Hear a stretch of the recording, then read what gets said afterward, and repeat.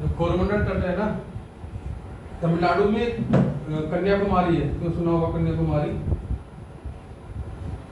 कन्याकुमारी यहाँ तक है। इसको क्या कहते हैं, इसे इंग्लिश में कहते हैं कैप कैमोरिन। इसे क्या बोलते हैं, कैप कैमोरिन, कैप कैमोरिन ये भी कहते हैं। कोरोमंडल तट तमिलनाडु के कन्याकुमारी जो है ना क्षेत्र, यहाँ से यहाँ तक है कोरोमंडल तट। ठीक है, अब ये देखो, ये क्या है, पश्चिमी घाट। क्या है यहाँ पर, वेस्टर्न घाट। ये क्या है, ईस्टर्न, पूर्वी तट, पूर्वी घाट। बात समझ में आ रही बच्चों? देखो बच्चों, देखो ये क्या है, पश्चिमी घाट, और ये क्या है, पूर्वी घाट। तो जो ये घाट है ना, वेस्टर्न घाट और ये ईस्टर्न घाट, इससे 10 से 30 किलोमीटर का एरिया, 10 से 30 किलोमीटर का एरिया क्या कहलाता है, यहां से यहां तक का जो एरिया कहलाता है ना, तटीय क्षेत्र, उसको कहते हैं तटीय क्षेत्र। मतलब वेस्टर्न घाट से 10 से 30 किलोमीटर में जो बीच का जो एरिया होता है ना, उसको कहते हैं तटीय क्षेत्र। ये तो घाट हो गए, इसके ये जो एरिया है ना, जो ये बॉर्डर बना है यहाँ पर, यहाँ से यहाँ पर होता है 10 से 30 किलोमीटर एरिया जो होता है, वो तटीय क्षेत्र कहलाता है। समझ में आ गया?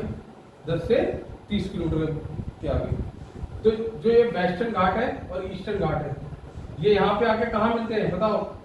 जहाँ पर पश्चिमी घाट और पूर्वी घाट मिलते हैं, वो कौन सा पर्वत है बताओ भाई? यहाँ पर अभी कल परसों पढ़ाया मैंने, यहाँ कौन सा पर्वत है? नीलगिरी। नीलगिरी की सबसे ऊंची चोटी कौन सी है? दोदा बेटा। कौन सी है? दोदा बेटा, जो भी है, डोडा बेटा है, दोदा बेटा, ऐसे कर लेना। ये सबसे बड़ी ऊंची है। जहां पर पश्चिमी और पूर्वी घाट मिलते हैं, उसको क्या बोलते हैं? नीलगिरी की पहाड़ी। जब आप एमसीक्यू करोगे तो उसमें ये क्वेश्चन पूछा गया है एग्जाम में। जो एग्जाम में क्या आता है कि पश्चिमी घाट, जो पूर्वी घाट जहां मिलते हैं, उस क्षेत्र को क्या कहते हैं? तो उस क्षेत्र को क्या कहते हैं? नीलगिरी। इसी के ऊपर चंदन लकड़ी। दूसरा क्या है? ऊटी शहर, ऊटी सुना है? टूरिस्ट प्लेस है ना, वो ऊटी टूरिस्ट प्लेस भी है यहाँ पर। इसको पहाड़ियों की रानी भी कहते हैं। जो नीलगिरी पहाड़ी जो है ना, इसको पहाड़ियों की रानी भी कहते हैं। ठीक है, दोदा बेटा इसका सर्वोच्च स्थल है। ठीक है, ये तो हो गया तुम्हारा। आपको पता लग गया आंध्र प्रदेश से लेकर वेस्ट बंगाल तक ये उत्तरी सरकार कहलाता है। वेस्ट उत्तरी सरकार, हाँ उत्तरी, हाँ यहाँ तक। आंध्र प्रदेश से लेकर वेस्ट बंगाल तक क्या कहलाता है? उत्तरी सरकार। क्या कहता है? उत्तरी सरकार। समझ में आ गई? ये हो गया।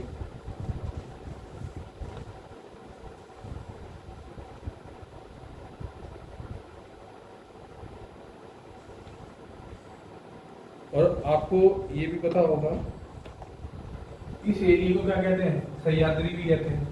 सह्याद्री याद है ना? इस एरिया को सह्याद्री कहते हैं। इसको हॉटस्पॉट का दर्जा भी दिया गया है यूनेस्को द्वारा 2012 में। इस एरिया को हॉटस्पॉट का किसने दर्जा दिया हुआ है? यूनेस्को। किसने दिया हुआ है? यूनेस्को ने दिया हुआ है। यूनेस्को ने इसको दर्जा दिया हुआ है। यूनेस्को की फुल फॉर्म क्या है? United Nation Educational Scientific Cultural Organisation. ठीक है, ये क्वेश्चन कभी फुल फॉर्म भी पूछ लेता है, तो फुल फॉर्म याद होनी चाहिए। एजुकेशनल साइंटिफिक कल्चरल ऑर्गेनाइजेशन 2012 में हॉटस्पॉट का दर्जा दिया है। ठीक है, क्योंकि ये जो एरिया है नेचुरल रिसोर्सेज से भरपूर है, इसलिए दिया गया है। ठीक है, अब इसकी देखरेख कौन करेगा? यूनेस्को करेगा। ये हो गया आपका।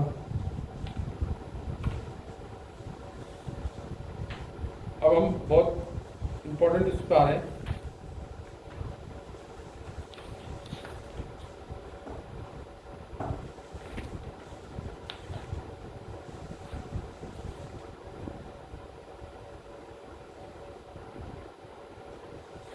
वाला भी था,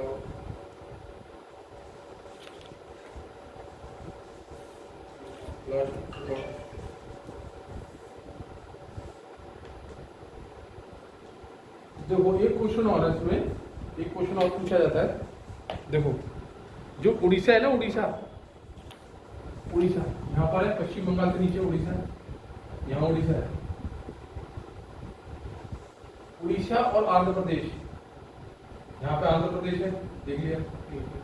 उड़ीसा और आंध्र प्रदेश के जो जो बीच का जो एरिया है ना, ये तटीय मैदान, जो ये तटीय मैदान है जो आंध्र प्रदेश, आपने सुना होगा जब आप राष्ट्रगान गाते हैं तो जनगण मन अधिनायक जय है भारत भाग्य विधाता, पंजाब सिंध गुजरात, पंजाब सिंध गुजरात मराठा द्राविड़ उत्कल बंग, द्रविड़, द्रविड़ ये जो यहाँ पे द्रविड़ है, जो मंदिरों की शैली जो है द्रविड़ है, द्रविड़ क्या बोला, उत्कल बंग, उत्कल। तो इसके आंध्र प्रदेश और उड़ीसा के जो बीच का जो एरिया है ना, ये इसको कहते हैं उत्कल एरिया, उत्कल क्षेत्र। कौन सा क्षेत्र है? उत्कल, उत्कल बंग, बंग से बंगाल, समझ में है ना। जनगण मन अधिनायक जय है भारत भाग्य विधाता, पंजाब सिंध गुजरात मराठा द्रविड़, द्रविड़ मतलब आंध्र प्रदेश, द्रविड़ उत्कल बंग। तो ये जो एरिया कहलाता है, यहाँ महानदी है, उड़ीसा में कौन सी है? महानदी। इसके जो आसपास का जो एरिया है ये पाया जाता है ना, ये उत्कल क्षेत्र कहलाता है। क्या कहा जाता है? उत्कल क्षेत्र। समझ में है? अब देखो, आपको मैंने ये भी पढ़ा रखा है कि ये क्या है? पश्चिमी घाट। ये थोड़ा सा उठा हुआ है और यहाँ की नदियां एस्ट्री बनाती हैं और यहाँ की नदियां क्या बनाती है? डेल्टा। यहाँ की नदी क्या बनाती है? एस्ट्री, और इसकी नदियां क्या बनाती है? डेल्टा। आपको पता है एस्ट्री होती है जो खारे पानी मिल जाती है ना। अब देखो डेल्टा, डेल्टा एक ऐसा क्षेत्र होता है जब नदियां जब आती है ना तो अपने साथ गाद मतलब मिट्टी और गाद ये सब भी साथ लेके आती है। तो जब मुहाने पहुंचती है तो यहाँ पे त्रिभुजाकार एक आकृति बन जाती है मिट्टी से, ऐसे करके आकृति बन जाती है। तो ऐसे पानी आता है तो पानी दो भागों में बढ़ जाता है। तो ये जो मिट्टी का जो क्षेत्र हो जाता है ना, ये त्रिभुजाकार ऐसे करके ऐसी स्थिति में हो जाता है। तो इसमें पानी दो भागों में बढ़ जाता है, ऐसे करके यहाँ से पानी दो भागों में बढ़ जाता है। तो ये जो एरिया होता है, ये जो एरिया डेल्टा, इसे कहते हैं डेल्टा। ये जो क्षेत्र होता है, समझ में? तो नदी का जो ये यहाँ की नदियां जो है, नदियां क्या क्या है यहाँ की? तुम्हें पता ही है, ये तो पता ही है। यहाँ क्या है सबसे नीचे? कावेरी। सबसे नीचे क्या है? यहाँ बना दो मैं, चलो। यहाँ क्या है? कावेरी। यहाँ क्या है? कृष्णा। फिर ये क्या है? महानदी। ठीक है, महानदी पे कौन सा बांध है? याद है? हीराकुंड बांध है। ठीक है, कृष्णा नदी पे कौन सा बांध है? नागार्जुन बांध। अब कैसे याद रखना है? जहाँ पे कृष्ण होंगे वहीं पे अर्जुन होगा। कावेरी पे मुल्ला पेरियार बांध था, है ना। और कावेरी नदी पे के पानी को लेकर विवाद है कर्नाटक और तमिलनाडु। ठीक है, कई बार इसमें बहुत विवाद है क्योंकि साउथ में जो पेरेनियल रिवर जो पानी भरा रहता है हमेशा, वो कावेरी नदी है। इसके विवाद चल रहा है किसका? कर्नाटक और तमिलनाडु का। एग्जाम में क्वेश्चन कई बार आया है कि कर्नाटक कर्नाटक का जो विवाद है, कर्नाटक और तमिलनाडु पे कौन सी नदी का विवाद है, या कावेरी नदी से किन दो राज्यों को ज्यादा बेनिफिट है? तो कावेरी नदी को कर्नाटक और तमिलनाडु। तमिलनाडु में पानी की कमी है, आपको पता ही है, तमिलनाडु की क्षेत्र है, और कर्नाटक में भी। तो इसके अभी भी इनका मतलब विवाद चल रहा है। इस पे एक डैम 99 की लंबी बनी थी जो बैन कर दी गई इसके ऊपर। ठीक है, कावेरी नदी पर। तो साउथ में जो पेरिनियल रिवर अगर बात की जाए तो वो कौन सी है? कावेरी। कृष्णा नदी पर कौन सा बात है? नागार्जुन। कैसे याद रखेंगे? जहाँ कृष्ण है वहाँ अर्जुन है। उसके ऊपर फिर हम आते हैं महानदी। महानदी पे हीराकुंड बांध। ये बांधों की जो है ना, ये बहुउद्देशीय परियोजना के अंदर आता है। क्या आता है? बहुउद्देशीय परियोजना के अंदर। ये जो हम बांध बनाते हैं, जो परियोजना है, ये हमने कहाँ से लिया है? किस देश से लिया है? अमेरिका से। 1948 में जब हमने पहला तो बहुउद्देशीय नदी जो परियोजना थी वो क्या थी? वो दामोदर नदी घाटी परियोजना थी। कौन सी थी?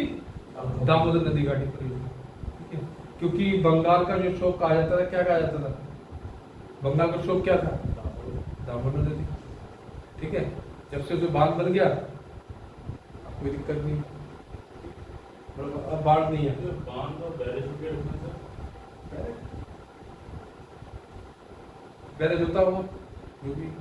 बांध तो ये है कि हम बांध का ये भी पूछा जाता है कि बांध जो है उसमें बैरेज से बैरियर बनाए ना, रुकावट है ना। बांध में क्या होता है, पानी को रोका जाता है। क्वेश्चन पूछता है कभी कभी, तुम्हारे साइंस में क्वेश्चन आ जाता है कि जो बांध है उसमें कौन सी ऊर्जा लगती है। जैसे ऊर्जा, गतिज ऊर्जा हो गई, काइनेटिक एनर्जी हो गई, और है ना, कौन सी ऊर्जा लगती है बांध में, मतलब स्थित, इसी में कहते हैं स्थित ऊर्जा। ठीक है, क्योंकि स्थिति के कारण जो ऊर्जा उत्पन्न हो रही है उसको कहते हैं स्थित ऊर्जा। ये क्वेश्चन भी पूछता है कि एग्जाम में, जब मैं डिस्कस कर रहा हूँ तो ये पूछा जाता है एग्जाम में। ठीक है, ये सब आपका हो गया, ये तो एरिया होगा, ये कई क्वेश्चन पूछे गए हैं एग्जाम में। ठीक है, पश्चिमी घाट पूर्वी घाट जानते, ये क्वेश्चन आपको एमसीक्यू मिलेगा क्वेश्चन। जहाँ बोलते नीलगिरी की पहाड़ी है, नीलगिरी की पहाड़ी पे ऊटी शहर है। ऊटी शहर जो शहर टूरिस्ट प्लेस है ना, वो ऊटी से यहाँ पर है। अब आपको पता है ये एरिया उठा हुआ है, बारिश बहुत ज्यादा होती है यहाँ, इधर बारिश होती है तो लिमिट में होती है। तो ये जो एरिया है ना, ये और ये देखो, ये संकीर्ण है, थोड़ा नैरो है, थोड़ा सा नैरो। ये क्या है, थोड़ा फैला हुआ है। अगर हम अब नक्शा में देखेंगे तो ये ईस्टर्न पार्ट जो क्या है, ईस्टर्न पार्ट जो क्या है, ये काफी चौड़ा है। क्या है, काफी चौड़ा है। तो ये जो एरिया है, जो ईस्टर्न पार्ट है हमारा, जो ये पार्ट है, ये कृषि के लिए काफी बढ़िया है। ठीक है, कृषि के लिए यहाँ जनसंख्या भी, कृषि ज्यादा होगी तो जनसंख्या भी ज्यादा है, हमें देखिए। ठीक है, और आपको पता ही है यहाँ की नदियां क्या बनाती है, डेल्टा बनाती है, और यहाँ की नदियां क्या बनाती है, एस्ट्रियो बनाती है। बस ये ध्यान रखना, ये क्वेश्चन कई बार पूछा गया नर्मदा और ताप्ती के बारे में। ठीक है, एक मांडवी नदी भी है यहाँ पर। कौन सी नदी है, मांडवी। ठीक है, तो मांडवी पर आप दो याद रखो, नर्मदा और एक ताप्ती। गुजरात से हो गई life line of Gujarat, Narmada नदी। ठीक है, तो नर्मदा नदी जो है वो क्या करती है, वो उल्टी बहती है। क्या करती है, उल्टी बहती है। क्वेश्चन क्या पूछेगा, ऐसी कौन सी नदी है जो कि उल्टी बहती है, ये भी क्वेश्चन पूछा गया। उल्टी बहती है, दो नदियां उल्टी बहती है, नर्मदा और। ठीक है, एक क्वेश्चन और पूछा गया है, ऐसी कौन सी नदी है जो कर्क रेखा, कौन सी रेखा, कर्क रेखा। मैं इसको जरा मिटा देता हूँ, बहुत ज्यादा।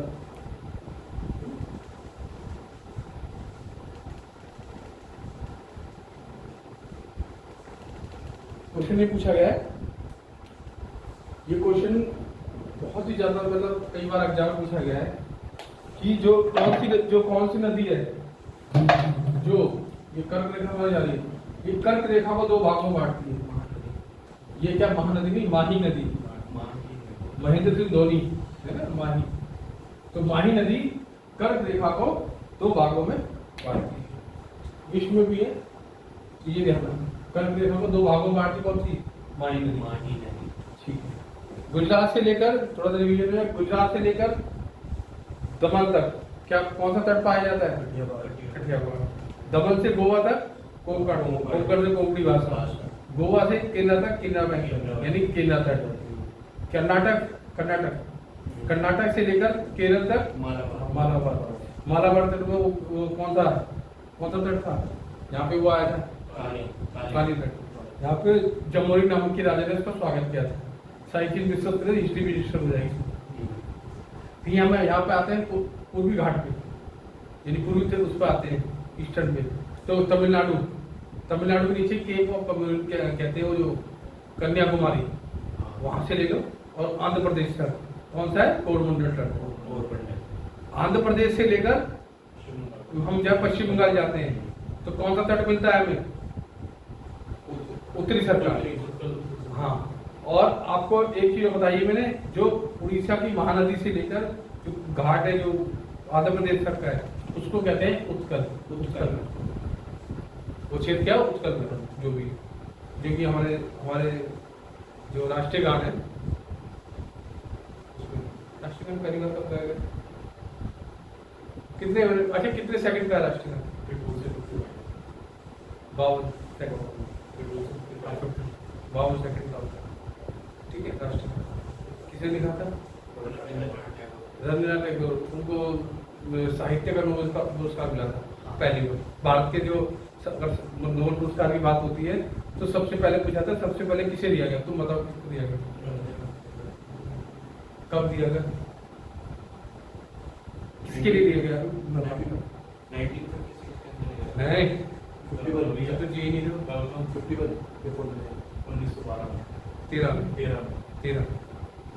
1913 में दिया गया था। और अब तुम कैसे याद रखोगे? गीतांजलि के लिए, गीतांजलि के लिए दिया। साहित्य का जो पुरस्कार दिया गया था पहली बार, वो दिया था रविन्द्रनाथ टैगोर को। ठीक है, शांति का नोबेल पुरस्कार सबसे पहले किसे दिया? हमारे देश में शांति मदर टेरेसा को 1969 में दिया गया। पूरा जीवन उन्होंने बड़ा समर्पित कर दिया था सेवा करने में, पूरी लाइफ बिताती थी। ठीक है, तो गीतांजलि के लिए नोबेल पुरस्कार किसको दिया गया? रविन्द्रनाथ टैगोर को। शांति का किसको दिया गया? साइंस के क्षेत्र में, भौतिकी के क्षेत्र में किसको दिया गया?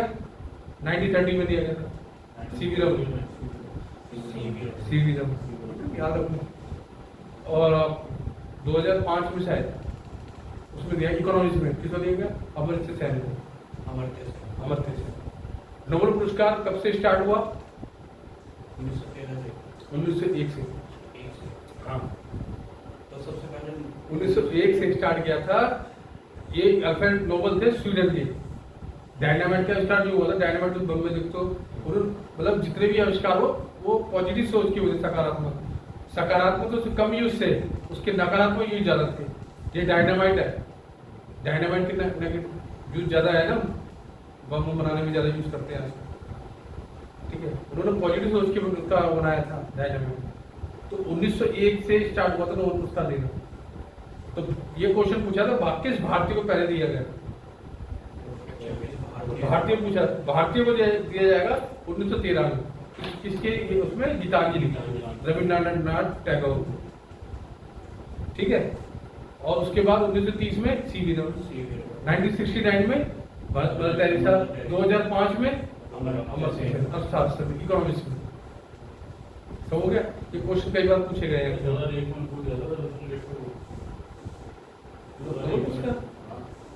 देख लेना, चेक करना, कोई बात नहीं। मतलब जो एग्जाम में पूछेंगे मैं बता रहा हूँ, जो एग्जाम कराऊंगा। ठीक है, ठीक है। अब एक कुछ क्वेश्चन वैसे पूछता है तटकीय रेखा वालों के बारे में, मैं उसके बारे में डिस्कस करूँ। लास्ट पॉइंट है। ठीक है, वो एग्जाम में कई बार पूछा गया है एग्जाम में। हाँ, इकोनॉमिक जोन के बारे में बात करेंगे। ठीक है, इकोनॉमिक जोन देखो, ये भारत का नक्शा हो गया, जो बनाते हैं भारत का मैप बना रहे थे पहले। और साउथ का एरिया बनता बढ़िया, बस और ऊपर तो बनता ही नहीं है। चलो कोई बात नहीं, इतना बन जाए तो पहले जो बनेगा इतना एरिया बनाता। ठीक है, यानी कि ये कितने किलोमीटर हो गया? 12 समुद्री मील। ठीक है, इसके बाद आता है